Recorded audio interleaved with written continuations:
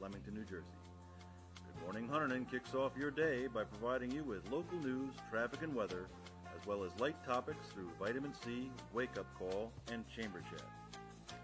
I also have many guests focusing on Hunterdon County community, business, and education. Listen to me every weekday morning from 8 a.m. to 10 a.m.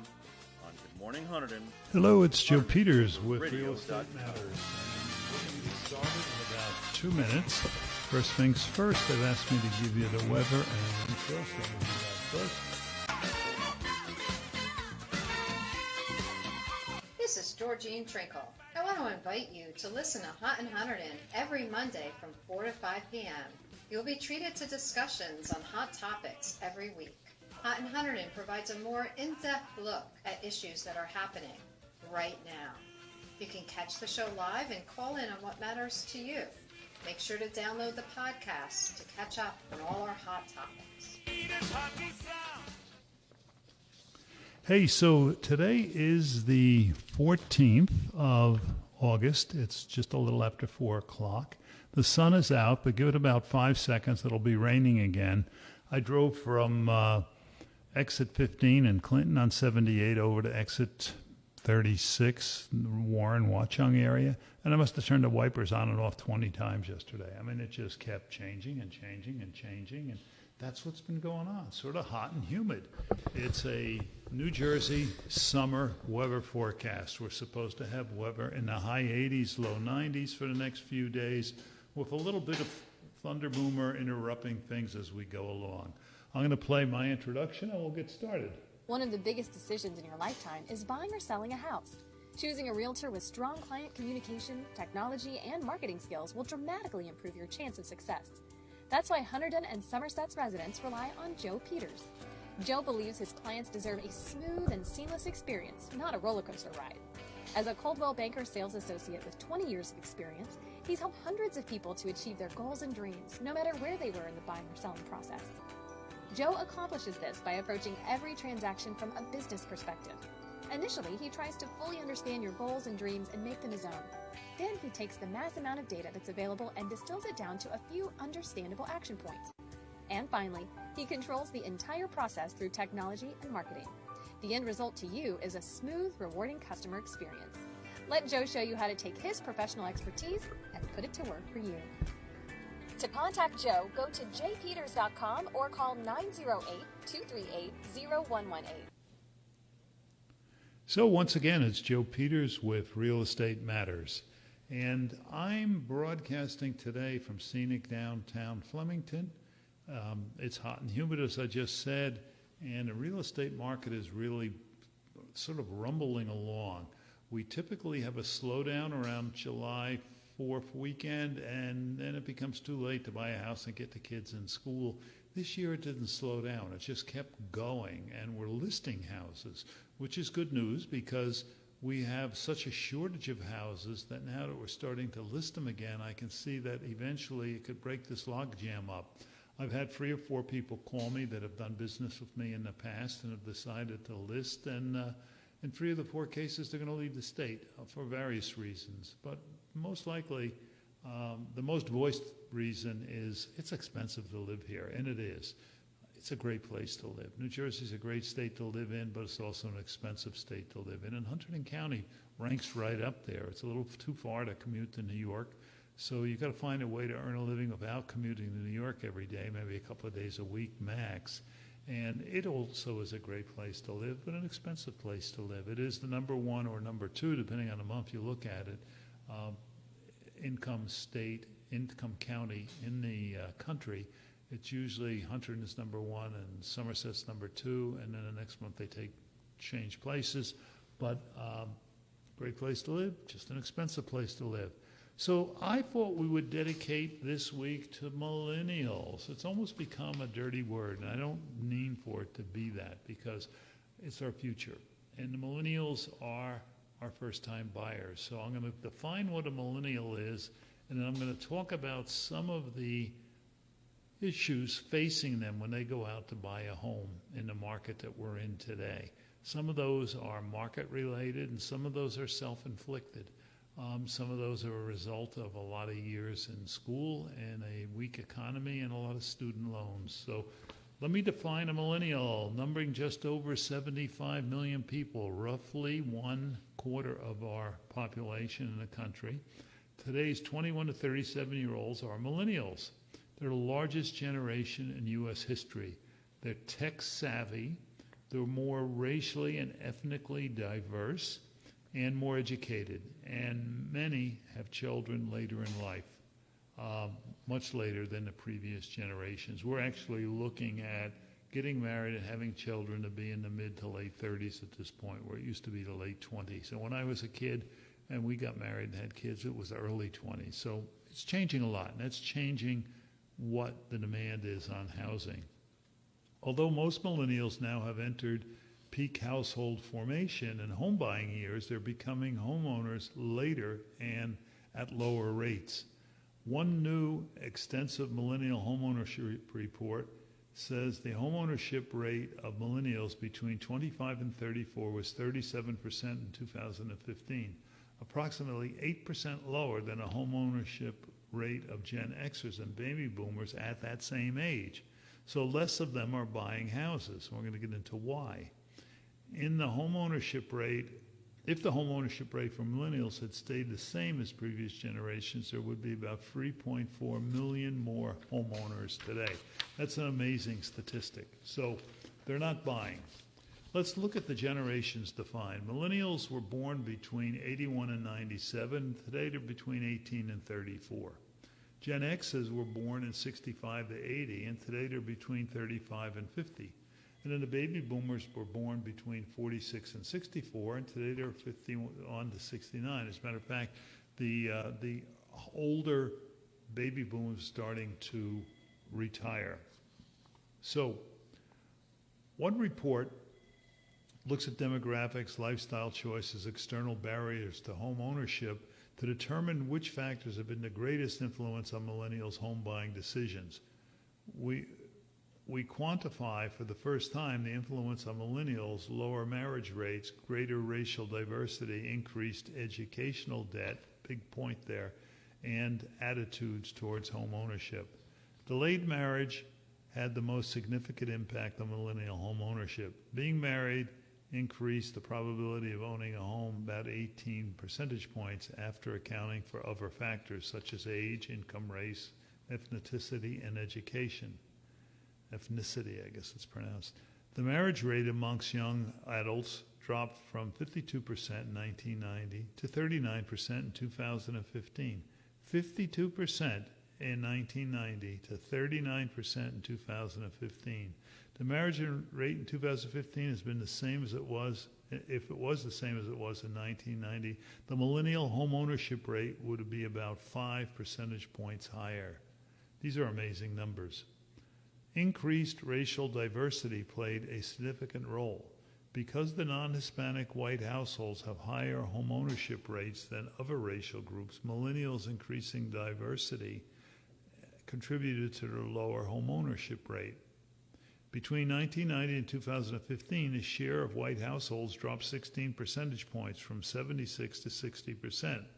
During that period, Hispanics' share increased 9 percentage points, Asians increased 3 percentage points, and Black share increased 2 percentage points. At the same time, the home ownership rate of almost all groups except Hispanics dropped, with the greatest decline observed amongst the Black and white households, dropping 6 and 5% respectively. The racial composition in 2015 had been the same as it was in 1990. The millennial home ownership rate would be nearly 3 percentage point higher. So let me just explain to you in maybe terms that would set the racial diversity difference that we're seeing. I heard the president of Raritan Valley Community College speak at an education forum in June over at Duke Farms. And he said for the first time in its existence, RVCC has now more than 50% non-white student body. More than 50%. Nothing wrong with it, nothing right with it. That's what it is. We are very racially diverse. and the levels of education debt are higher. Our study found that 1% increase in education loan debt decreases the likelihood of buying a home by 0.15 percentage points. In other words, if a person's household student debt increases 100% from $50,000 to $100,000, with all other things holding the same, the likelihood of owning a home will decrease 15 percentage points. So there's a lot of student debt, and it's stopping these people from owning a home in a lot of instances. Many millennials choose to live on high-cost city centers. Between 2005 and 2015, many millennials moved into city centers with greater urban amenities and job opportunities, where the homes are in high demand and expensive. The shift in geographic preference is most observed amongst the highly educated millennials and does not explain for the significant drop in homeownership rates among the less educated millennials. So they're living, and I can tell you what's happening here in our area. The four-year college grads, there's no four-year college grad work in Hunterdon County. We're a $20 an hour economy for the most part. There's very few jobs that are above that unless you're working for one of the large companies that's out here, and there's less and less of those, or the hospital or the education system. So if you're a four-year college grad, you're probably going to gravitate towards New York City because that's where the jobs are. You want to be within 15 minutes to a half-hour commute, that metropolitan lifestyle from Europe that we've been talking about. And you're going to live in a city like Jersey City or Hoboken. Those are highly dense, expensive places to live. And as a result, we're finding more and more millennials are not amassing the savings they need to buy a house. Much more, they don't want to buy a house. They're very happy living in a high-rise near New York City where there's plenty of nightlife, there's plenty of places to go eat and whatever at night, and they can get back to work in less than a half hour in the morning. We don't offer that in Hunterdon County. We don't offer the jobs, and we don't offer the lifestyle. And while they're doing that, they're out drinking $5 and $6 cups of coffee and eating $14 desserts and not putting money away. One statistic I read said that 89% of all millennials, and once again, millennials are the people between 25 and 34. I'm sorry, I'm in the wrong category. 21 and 37. Millennials are between 21 and 37. It said that 89% of all millennials believe in the American dream and believe in home ownership being part of the American dream. So 89% of that largest group of people we've ever had, the largest generation we've ever had, believe in home ownership.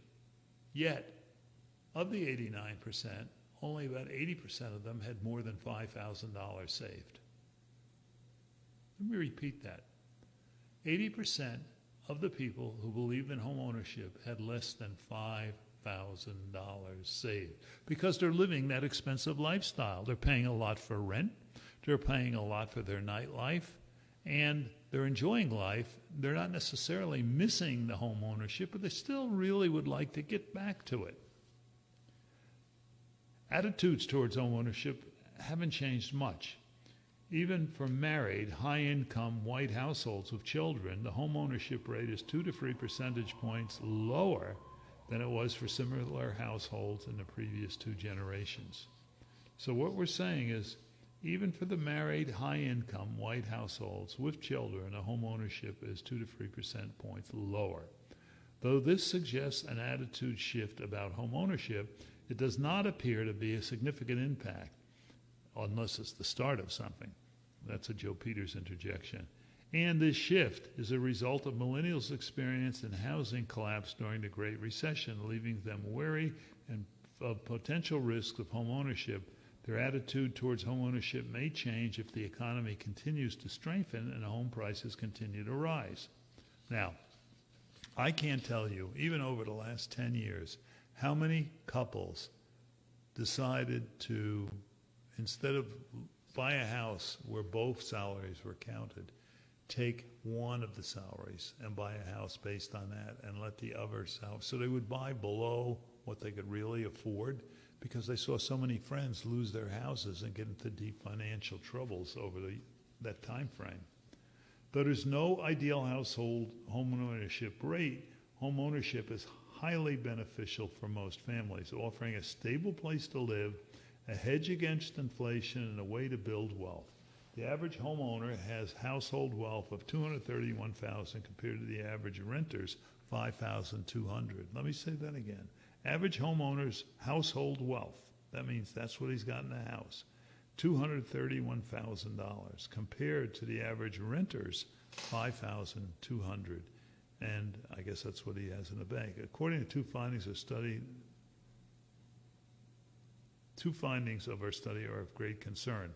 Less educated young adults are falling further behind in home ownership. For millennials, the gap in home ownership rates between college grads and high school graduates has grown significantly compared with previous generations. The difference in home ownership rate between the two groups increased from 3 to 10 percent points between 1990 and 2015.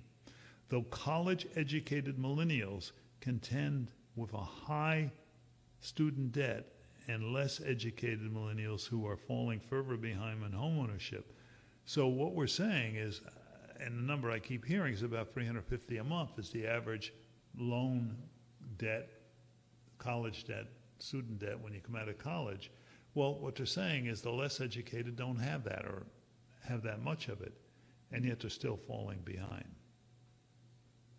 Left unchecked, current trends will result in even greater wealth disparities among white, black, and Hispanic millennials. Millennials aged 18 to 34 and all race and ethnic groups have experienced a drop in home ownership since 2005. Further, the black home ownership rate has contributed continuously lower and lower to all groups and has dropped further than other groups since 2000. Our research also revealed significant influence of parental home ownership wealth on home ownership, an important factor that accelerates the widening gap. So once again, our research also revealed that significant influence parental home ownership and wealth has on home ownership as an important factor accelerating and widening this gap. Now, what does that mean? I think what we're saying is, A, we're seeing people not earn as much money and have more debt, but B, we're seeing a lifestyle trend change to where home ownership, although we're saying 89% of them still want it, is not something they're thinking about right now. They want it, but they want it in the future. So it says addressing these will take concentrated, long-term, multi-pronged effort that goes into most of the economic challenges underlying the home ownership gaps. Well, I'll tell you what I see is a major issue as we look at home ownership, and that is the ability to buy a home. And the ability to buy a home as a first-time home buyer is a diminishing ability. And it's a diminishing ability because we don't have a lot of lower-end homes available, and the ones that are available sell almost immediately when they come on. And as a result of that, people have given up looking. And they shouldn't do that because they are there, and the time of the year that you look means a lot to whether or not you're going to be successful. But one of the reasons we aren't building entry-level housing above the affordable housing limit, I'm talking free market entry-level housing, is that affordable housing is in the way. We've got to get over the numbers that we have to build at affordable housing, and several towns are doing that in Hunterdon County. But at the same time, if you take a look at what we would have considered affordable housing 10 years ago, the whole Beaverbrook area, the newer parts of Beaverbrook, which were all in $200,000 and $300,000 townhouses, we haven't built anything like that in the last 15 years. From 2005 on, building has stopped. That was 13 years ago. And we haven't built any more new $200,000 and $300,000 projects like Beaverbrook was and still is. It probably went up and came back down. There's still $200,000 and $300,000 very high-end $400,000 houses. What we do seem to be building when we build are big center hall colonials. And I, for one, argue that's not what a millennial is looking for. And to a great extent, it's not what anybody is looking for. Most people are experiencing less children than their parents had. They're experiencing less income than their parents had.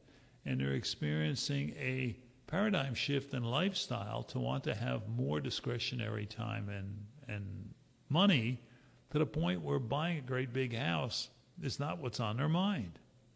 So my argument has been, if we don't get entry-level housing started, we're going to see this problem personify.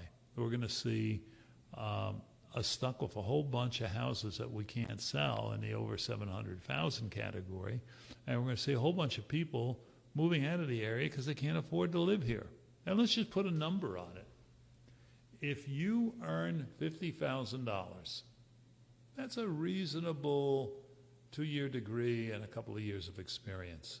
$50,000 is a 2-year degree. $75,000 to $100,000 is probably a 4-year degree and a couple of years experience, depending where you work. If you're in New York City, it's a little more. If you're in New Jersey, it's a little less.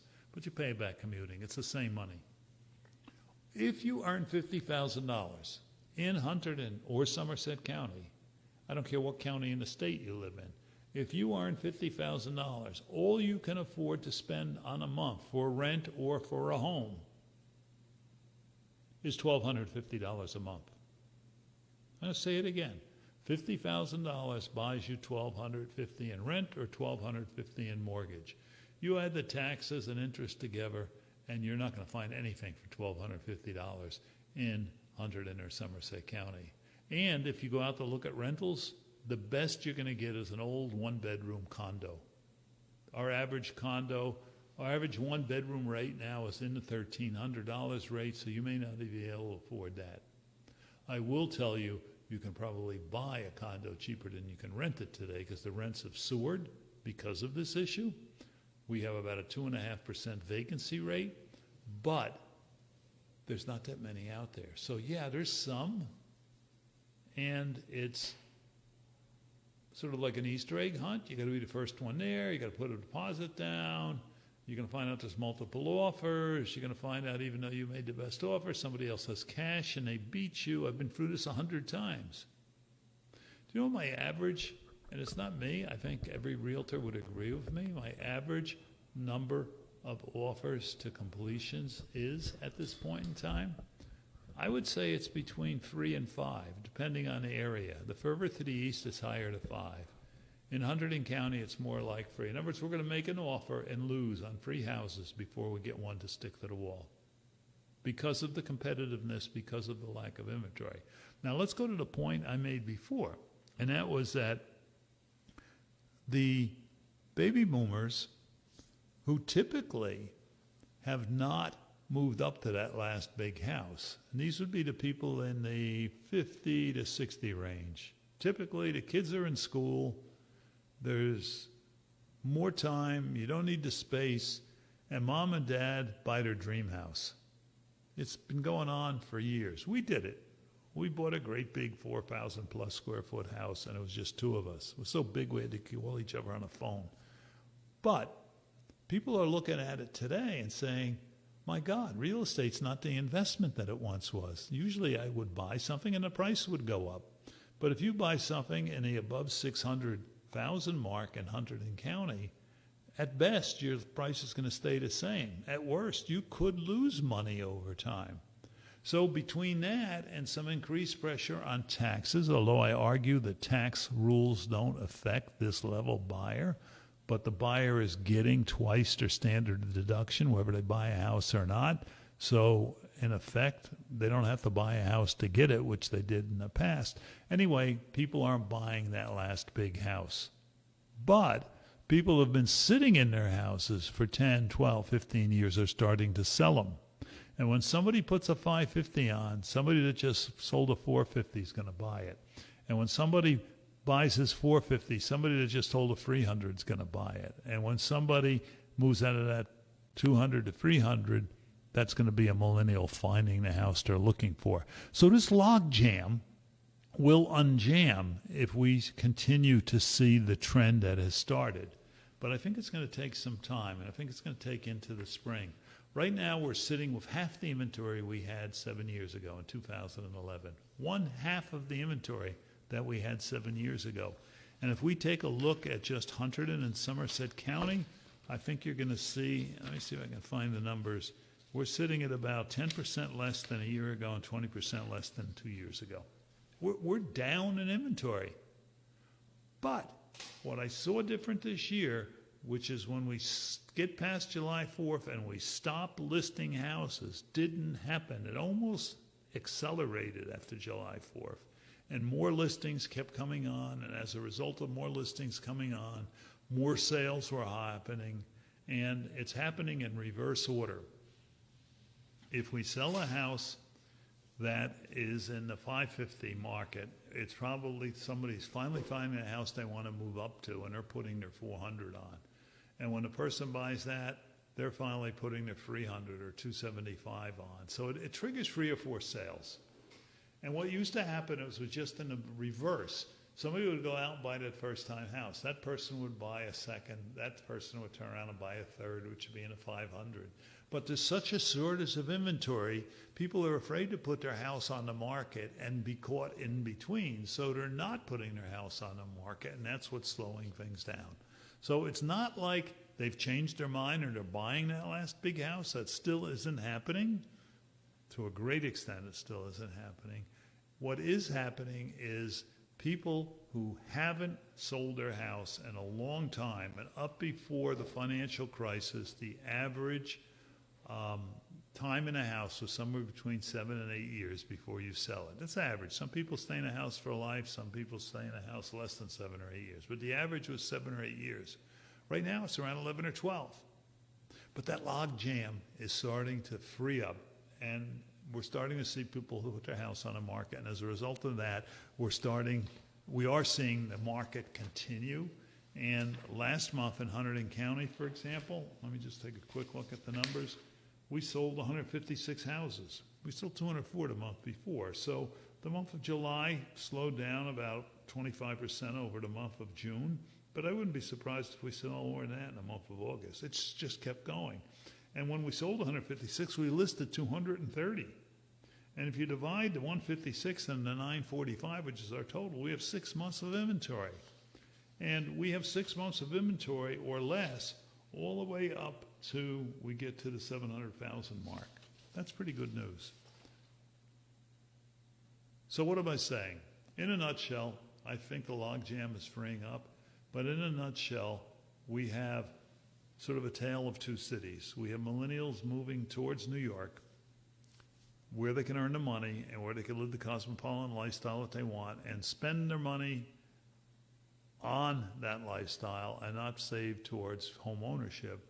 And then we have people in Hunterdon County who have been looking to buy for a long time are finally able to buy because we're starting to see houses come on the market all over the place because people have put a lot into their home and to the equity. Once you get past 10 years, you're paying a lot towards equity. And they're realizing it, they're selling it, and 3 of the 4 people I'm talking to are saying, adios, New Jersey, it's too expensive to live here. So let's talk about first-time buyer mistakes and how to avoid them. The very first thing people don't do when they go out as a millennial is figure out how much they can afford. They want to nobody wants to address it scientifically. They want to go look at houses. Without knowing how much you can afford, it's a waste of time to a great extent. You could be looking for houses that you can't afford or visiting homes that are below your optimal price level. For many first-time buyers, the goal is to buy a house and get a loan with a comfortable monthly payment that won't keep you up at night, and sometimes it's a good idea to aim low.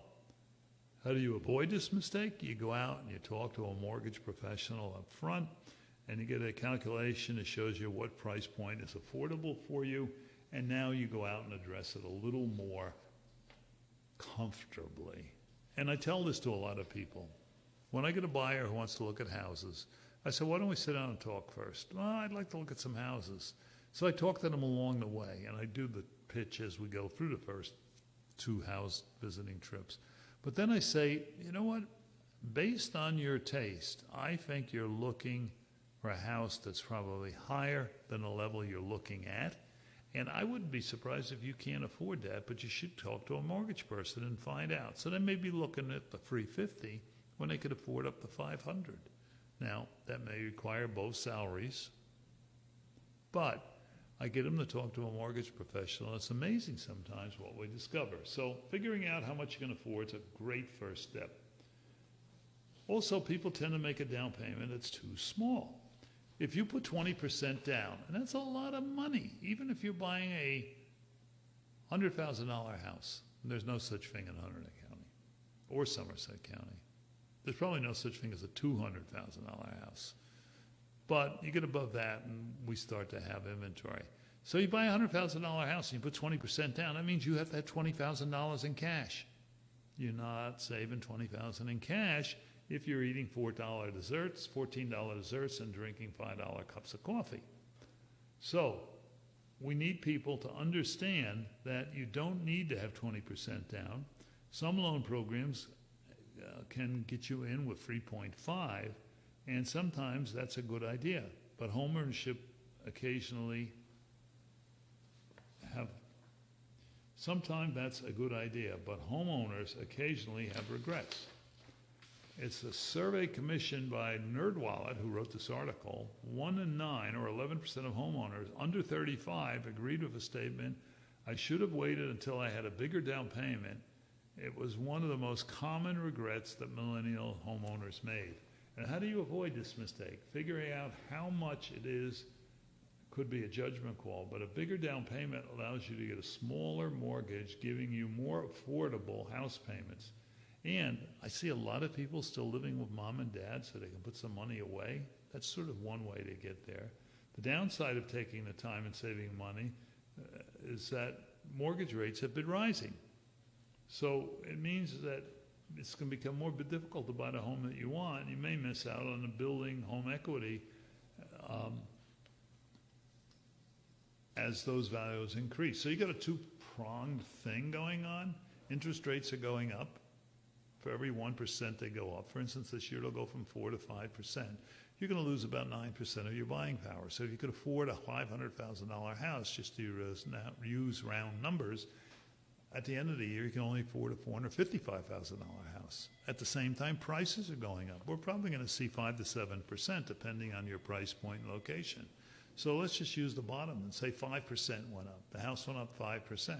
So you lost 9% in buying power, and the price of the house increased 5%. So now I guess instead of getting a $455, you're probably going to get a $425 or a $430. So waiting a year cost you probably 20%, at least 15% in the house that you want to buy. And another thing is emptying your savings. If you buy a previously owned home, it's mostly inevitably you're going to need unexpected repairs not long after you move in. Maybe you'll need to replace the water heater, pay for a homeowner's insurance deductible after bad weather. I don't know what that means. Maybe you'll need to replace the hot water heater. That's the least of your problems. You need to replace a furnace or an air conditioner or windows or doors. That's where the money is at. It's a growing pain for first-time homeowners when stuff breaks. They find themselves in a hole quickly and they don't have enough saved for emergencies. So they put it on a credit card, somehow it doesn't get paid off, and now they're paying a lot of interest. How to avoid this mistake? Save enough money to make a down payment for the closing costs and the moving expenses and take care of repairs that may come up. Lenders will give you some estimates for this. There's some loan programs that would help you out there. The VA, if you came out of service, USDA, which is pretty widely used, there's some zero down, FHAs. All of these are higher risk loans. They're all form of FHA loans, which means you're not borrowing from the bank, you're borrowing from a government under a bank program. And VA loans are mortgages guaranteed by the U.S. Department of Veterans Affairs of people who have served in the military. USDA loans can be used to buy homes that are designated rural, but we're rural, so don't worry about it. A lot of USDA loans, you could get 100% financing on a USDA loan. And on an FHA loan, you could get in with 3.5% down. On a conventional loan, you can get in with 3% down, even less. But the thing that happens if you get in with that low of a down payment is you're going to have to pay private mortgage insurance, or PMI. So what does that mean? That means you're going to guarantee, because you haven't put enough money down for the bank to feel comfortable, you're going to pay a premium insurance to guarantee that if you default, the bank gets paid. So let me show you how it works. If you put 20% down on a $500,000 house, you'd put $100,000 down, $50,000 down, I should say. No, $100,000 down. My multiplier's not working well. If you put $100,000 down, you'd still finance $400,000. But if you went out and only put 3% down, you'd put $15,000 down, and you'd finance $485,000. Not only would you be financing $85,000 more, which you'd pay every month in interest, but you'd also have about 3/4 of a point in PMI. So it's an expensive way. I mean, our rule of thumb is you need at least 3% for closing costs, and you need at least 3% for a down payment.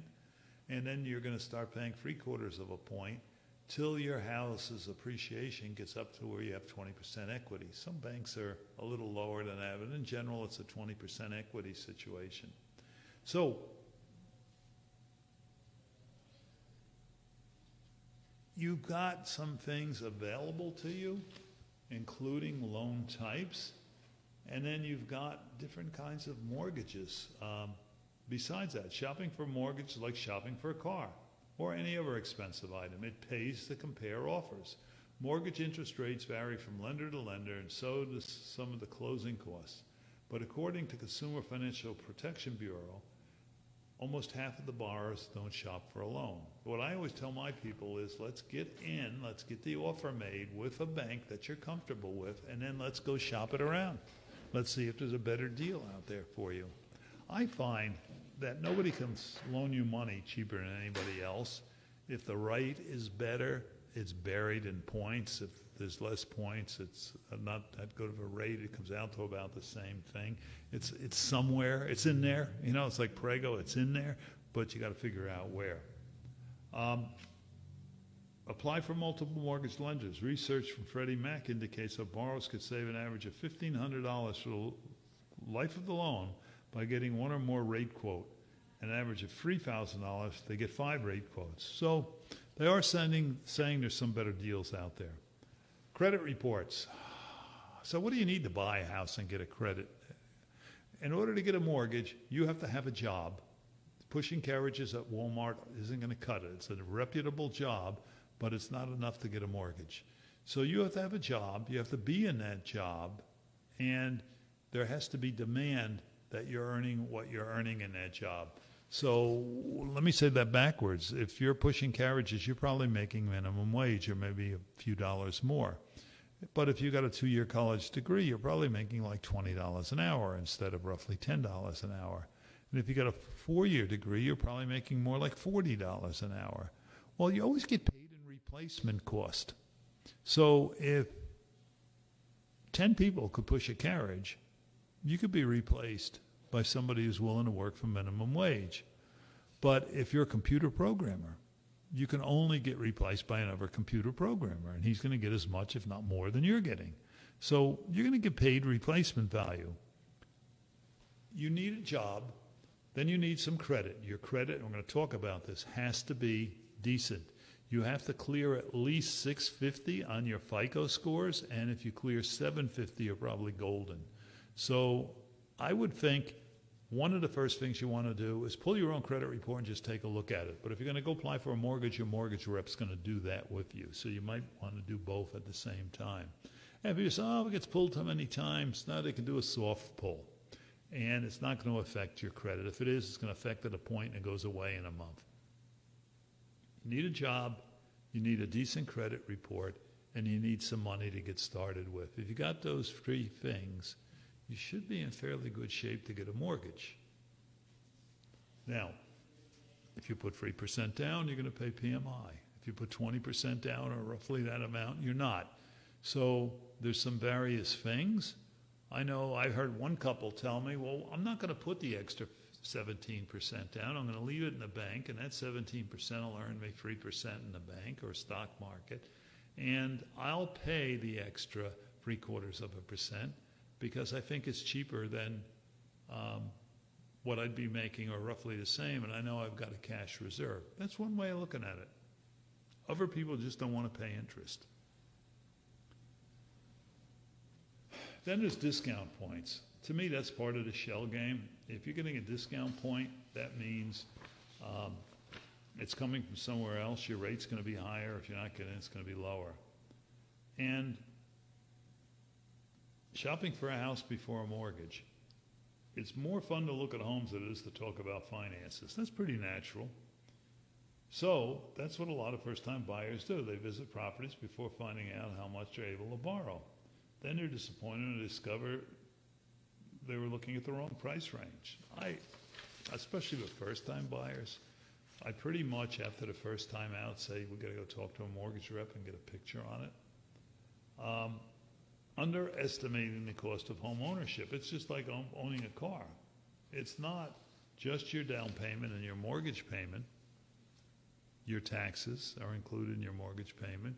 Your homeowners included in your mortgage payment. If you're in a community living, your homeowners association is aside from your mortgage payment.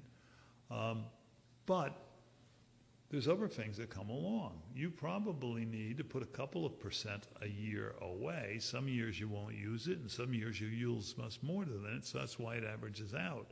But let's say your furnace and air conditioner need to be replaced. I live in a townhouse. Furnace and air conditioner cost me $11,500. So if I was to put 2% of our mortgage payment, which is roughly $3,000 away, that would be about $60 a month, $600, $720 a year. It would take me a lot of years to be able to afford that, but that's an extraordinary investment in a house because your air conditioner and furnace only go every 25 to 30 years, but you might need to put a new roof on, or you might need to put new storm windows in, or you might need to replace the refrigerator, or the washer dryer kaput on you. So home ownership has a lot of parts, and you've got to make sure you understand it, and you've got to make sure that the mortgage person you're working with shows you how to set up a reserve for that. So you're not only allowing or allocating enough money for the mortgage payment, but you're putting away a kitty towards repairs. And if you ever get into a homeowners association, you'll see that many homeowners associations, if not all, have a reserve because they know eventually they're going to have to re-roof the place. And if they don't put enough of their homeowners' dues into a reserve, eventually they're going to have to reassess the homeowners in order to put the roof on. And I think there's now some government regulations as to how much reserve you've got to keep in relationship to the costs that are going on. So it's not just the cost of buying the house. It's the cost of maintaining the house. It's the cost of heating and painting. Just painting alone is not cheap. Go price a gallon of paint anymore. Go price a painter. You want to paint the inside of a 3,000 square foot house, you're talking about $8,000 to $10,000 if you use a professional painter. And that includes all the gallons of paint. It's not cheap. You want to paint the outside? It's probably more like $15,000 if you use a professional painter. That's why most people think, oh, by the time I paint it 2.5 times, I could put vinyl up and I'll never have to worry about it again. And they do that and they pay it off over 10 years. And that's a great decision because vinyl with insulation behind it gives you a much airtighter house. You probably want to replace the windows over periods of time. And then renovations. I mean, I see a lot of people saying, what if I buy a fixer-upper? This is an argument that's pretty easy to argue. And I say, okay, I just showed a couple lists last week. They're looking at a house that easily needed $100,000 in fixing up. Needed new windows, it needed new roof, it needed vinyl siding, it needed the floors redone, did have a good furnace and air conditioner, it did have a decent kitchen and bathroom, but it also needed some work outside, landscaping and such. It was a pretty run-down house. So I said, well, you could buy this for $300 and put $100 into it, or you could buy another one for $400 and just live in it. Depends what you want, a project or a house. And I know I liked projects. I had to have something to do on the weekend. It was sort of fun to fix up a house to me. The key word there was. I've gone age-wise beyond the point where I consider that fun anymore. What I want to do on a weekend is watch the Giants, go blue fishing, or maybe just relax and not be fixing the gutters, pulling the weeds, and painting the room. So there's a lot to be considered. And we started off talking about millennials.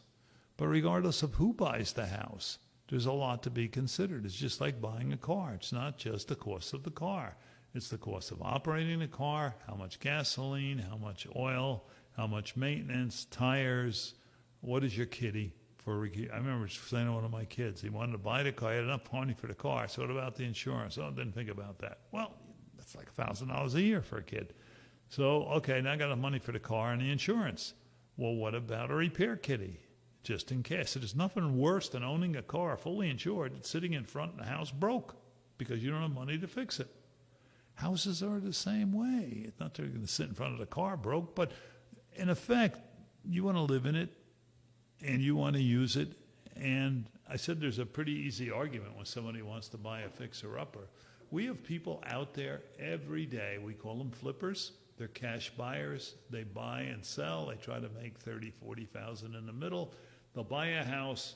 They'll keep it less than 6 months. They'll toss it back on the market. In the between, they will have fixed the house up to a great extent, and they might buy a house for $300,000 and put $60,000 into it and sell it for $400,000. And that's not a bad profit. $40,000 in 6 months on an investment that, even if it was cash, was $300,000, is better than 10%. Those people are out every day. And if a house was that valuable, it wouldn't be on the market more than the first day because they're looking at them as soon as they come on. So when people think, oh, I'm going to buy it and fix it up, yeah, if you're only going to put a lot of sweat equity into it, it may not be a bad idea. But you know what? After 2 or 3 weekends, that gets tired. You want to do some things with the kids. You want to do some things with the wife. And you want to do some things just for you. Owning a home ownership shouldn't be the home owning you. And I know I was there. When we had that large 4,000 square foot house, it owned us. I mean, there wasn't a weekend we didn't have a project on the house. It was almost come feed me, like the Jedi in the corner. It was a beautiful house. We enjoyed it. It was an opulent house. It was bigger than what we needed. But it took a lot of resources in the form of time and money. And now that we're out of it and living into more of a community development in the townhouse, we have a lot more time and money because I don't have to maintain the house. That's why people gravitate towards community living. Everything outside's done for you, including the snow shoveling. And I don't have to put the time in it. I don't have to put the money in it. And I now have time and money to do other things like enjoy my life and go on vacation.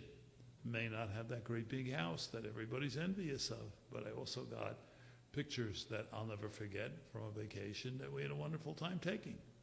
Anyway, this is Joe Peters. I work for Coldwell Banker. I've been with residential real estate in the area for some 15 years. I cover all of Hunterdon and Somerset County. If you're thinking about buying, we should be talking months ahead of putting your house on the market so that you have an understanding of what you're up against and you can get your house prepared for it and conditioned. If you're thinking about buying, you're probably having a tough time and you may need an agent that knows the ins and outs on how to find a house. I had 3 people find a house for me in the last 30 days. And all of us were surprised because in the prior 90, they probably wouldn't have found it because it did slow down a little on the buyer competition. So I can be reached at 908-238-0118, 908-238-0118, or go online, jpeters.com. That's my website. And there's a bunch of information out there. All of the articles, all of these broadcasts or podcasts are out there. I have articles about first-time buyers. I have articles about 55 plus. I have articles about trading up, trading down, right-sizing, and what the trends are. And my 2 newsletters, I do one for Hunterdon and one for Somerset County, are all out on my website. You'll find a ton of information. I think you'll find it worth your while. And while you're there, sign up for my newsletter, and each month you will get a copy of one of the greatest, most informative newsletters. I actually have 2,200 people reading this at the current point, some in Hunterdon, some in Somerset. And it not only tells you what's happening, it's about 7 pages long, it tells you why it's happening. For instance, what's happening is we're selling less houses over 700,000. Why it's happening? You got to read the newsletter, but it's in there. And I think it's going to make you a smarter consumer and ready you better for home selling or home buying. And I've appreciated spending this time with you. Joe Peters signing out. I will be back next week with a fella to talk about getting seniors out of their house and into a senior environment and how he managed that process for them. Thank you for tuning in.